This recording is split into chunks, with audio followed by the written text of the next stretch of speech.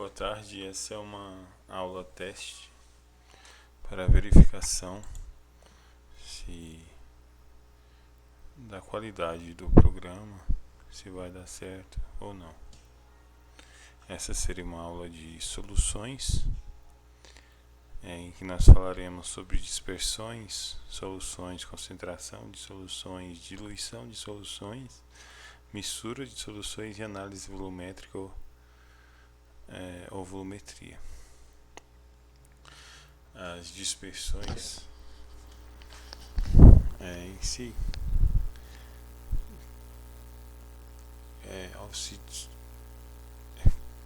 como o próprio slide fala, ao se misturarem as substâncias pode resultar em uma mistura homogênea ou em uma mistura heterogênea. Ela pode ser uma dissolução perfeita ou uma separação total. Por exemplo, se você coloca sal em água, sal comum em água, você vai ter uma mistura homogênea.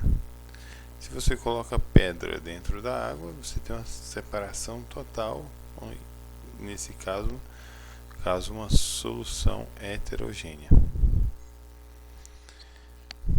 Imagine que você recolha um pouco de água de enxurrada, aquela assim, no interior tem em que a água corre em contato direto com o solo. A enxurrada, ela costuma levar poeira junto com ela e aquilo se transforma em enxurrada. Aqui a poeira entra em solução, né, dissolução com a água, e fica uma água turva, água de rio turva. Se você pega aquela água turva e deixar ela em repouso, com o passar de algum tempo, ela se transforma numa água basicamente límpida na parte superior, e aquelas partículas pequenas, elas se decantam para o fundo do recipiente que foi utilizado. As dispersões são sistemas nos quais uma solução está disseminada sob a forma de pequenas partículas e em segunda substância. A primeira substância chama-se disperso ou fase dispersa. A segunda, dispersante ou dispergente ou fase de dispersão.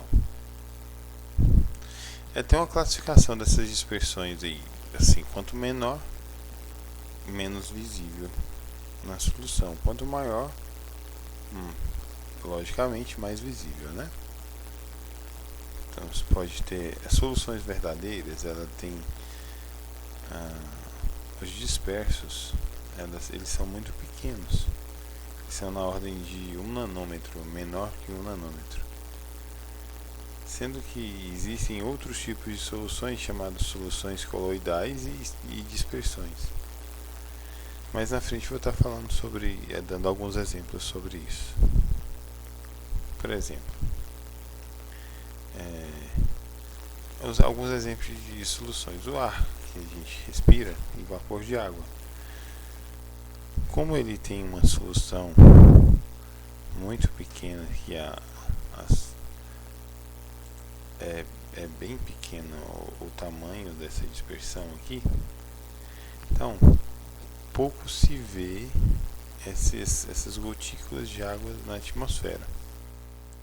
No entanto, se um dia de neblina você está andando, você liga o farol do carro, se for à noite principalmente, você consegue enxergar, não consegue enxergar muito longe, você consegue enxergar perto, porque aquelas gotículas de água suspensa na atmosfera, ela faz com que a luz do carro não vá muito longe, ela retém a luz do carro, porque ela interage com a luz do carro. chamado de solução coloidal. Então constitui aqui as soluções coloidais, ó. E por fim, as suspensões. Por exemplo, a queima incompleta do óleo diesel no motor de um ônibus ou de um carro, quando o carro está desregulado, o caminhão está desregulado e que se acelera muito forte, solta um tufo de fumaça pelo escapamento. Isso faz com que produza partículas de carvão, e essas partículas ficam suspensas no ar. Partículas de carvão também é chamado de fuligem, né? E também produz outros gases, como o monóxido de carbono e o dióxido de carbono, que são gases do efeito estufa.